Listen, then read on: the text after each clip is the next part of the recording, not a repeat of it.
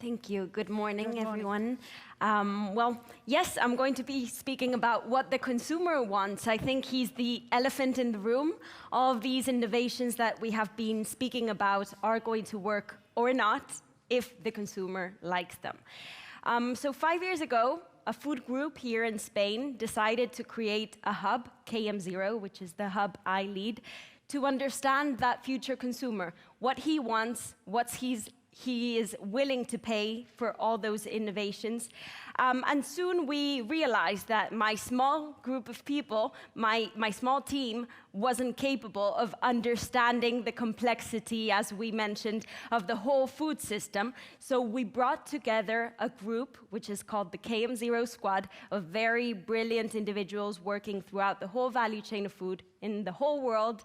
And they were giving us insights as to what that future consumer is going to look like.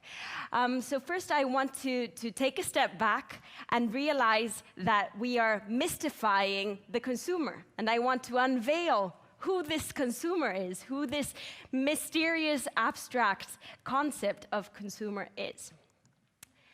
So when we envision what we are going to be eating in the future, we tend to think about utopian or dystopian futures. So a future in which we will substitute all our meals with a milkshake, a future in which we will only be eating lab-grown meat or 3D printed meat, a future in which we will be eating food that is hyper-personalized and tailored to our specific needs, or that crazy idea of a future where kids learn how to cook in schools. So when we started working with the food industry, we spoke about this consumer. But as I said, he is not a mysterious version of we don't know what. So this consumer is actually very different. As you mentioned, we have to take this into consideration when we are shaping future diets. The consumer is many things, many different types of people in the whole world. So something very important to mention is that 11% of these consumers, these people, don't have choice. They barely have access to food. When they have access to food, they see the same thing on their plates every day. It's mostly porridge or rice with very little protein. As they get a bit richer, as they get a bit more wealth, their plates start getting a bit more interesting. But it is only 20% of the population that really has a diverse, nutritious, delicious diet. So when we are speaking about future consumer trends, we are normally only thinking about this 20% of the population.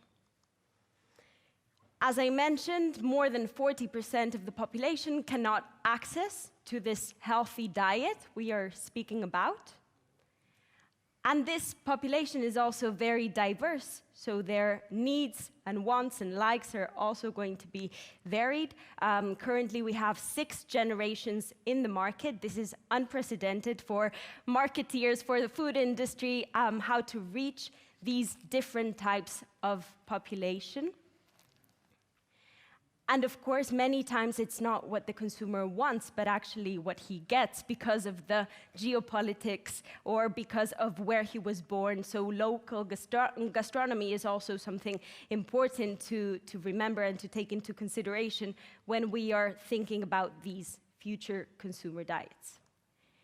I also brought in the Eat Lancet report as Martin did, just to show how far away we are from achieving those health targets that we have in mind.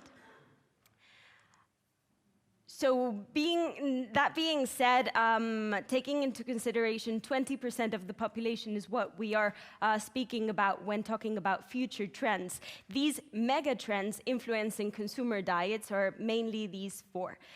We have been speaking about sustainability, so all the climate impact related to our food systems, health, convenience and affordability, and social impact. So sustainability is going to be affecting globally the consumer diets on a daily basis, not because of their likes, as I said, but because of climate change is going to be endangering certain types of food that are very loved by consumers, and they're not going to be able to access these types of food as frequently. So you see on the picture some of the very loved and consumed daily foods such as coffee, avocado, wine, banana, seafood. So these very conventional foods that we take for granted are endangered due to the extreme weather conditions. So this is just a reminder, a recap of what was being said these days about the impact of our food system and our diets in the climate crisis. 70% biodiversity loss, 70% of fresh water use, more than 25% of greenhouse gas emissions, 50% of topsoil loss, and 85% marine stocks are already fully exploited. I think this fact wasn't shared up to the moment. But we are also optimistic because on a day-to-day basis, we work with entrepreneurs, with bright minds that are putting on the table those solutions that will make us capable of moving forward. So I brought to you some examples of companies that are actually making this possible and that have developed products that I think should be used as best practices. As Roberto said yesterday, all of these best practices have to come into that funnel.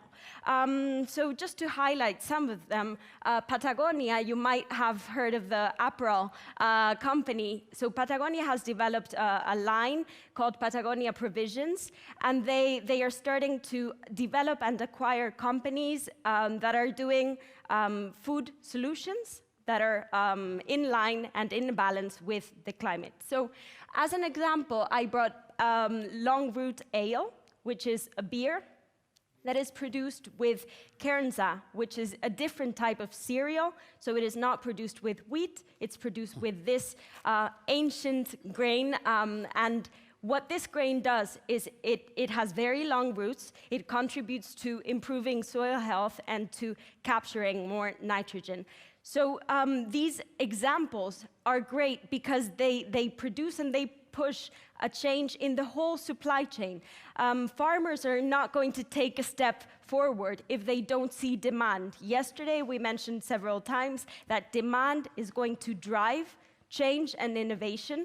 So these types of companies, food industries that are demanding new types of crops are going to be supporting and pushing these farmers to create that shift. We work with startups and companies working in new materials, so biomaterials made with algae, for example. We just spoke about cultivated meat, but we also see cultivated fat and hybrid products as a very interesting new solution in the market. New types of certifications like Planet Forward that is demonstrating and showing how their products are actually contributing to all that regeneration. And the other side of the coin, how do we make those diets healthier? We also see interesting products in the market that are going to be focused on enhancing health, longevity. As we mentioned, population is getting older and we still want to feel energized and at our best. We are seeing products in the market that are enabling that, also precision nutrition, ways in which the food industry can reduce the use of fat, sugar, salt, and we are seeing a lot of solutions that are ready to market. Also, two last megatrends that I wanted to mention are convenience and affordability. I think this is the most obvious one. Everyone wants cheap and very convenient food, and also more and more social impact. So as we have more money to spend on foods, we want to do good. But as I said, this is a very small percentage of the population that can afford to think about this. So my last reflections on what this future consumer will be eating. There is no future. we have no idea of what the future is going to be like, and it's really going to depend on our actions. What we need the industry to do is, this is also a summary of these days, we need to use less natural resources, we need to protect biodiversity, we need to reduce food waste, reduce contamination, and something very important, we need to change our mindset from producing more, so from maximizing yields, to producing more nutritious and resilient foods. So this is going to look like, for consumers, in the plate, it must be delicious. So as Roberto mentioned, the Parma ham, the jamón ibérico, it must be delicious and sensitive with culinary heritage if we want a product to work in the market. If it is not delicious, it will not work. Flavor is always the king. It must enhance the importance of conviviality, so also how we are eating the foods we are eating and sharing that food is very important, also from a well-being and a mental health standpoint. We will need to waste less food and opt for seasonal and local foods. Cooking was mentioned as one of the solutions, and education, I strongly believe that this is understated, and I really believe that education can move the needle. And we will need to lower the green premium. So the green premium is the extra price we have to pay for those climate and good products. We will need to figure out, with technology, with innovation, with collaboration, we will need to bring better products to the market. So I've run out of time, Anna, but so we will continue later. Thank you. Well, thank you, that was fascinating.